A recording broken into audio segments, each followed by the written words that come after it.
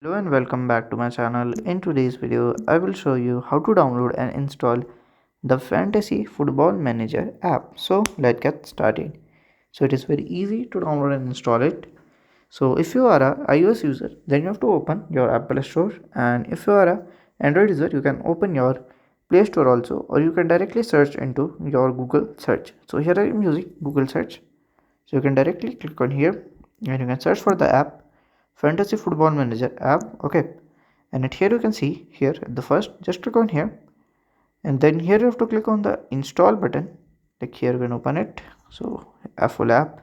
So at here when we just click on install button, and it will be directly downloading and installing into the app automatically. And if you want to read the review, you can just read the review from here also. And if you see here high, like you can rate it here the app also. So if you find this video helpful, make sure you like, subscribe and share the video. Thank you for watching.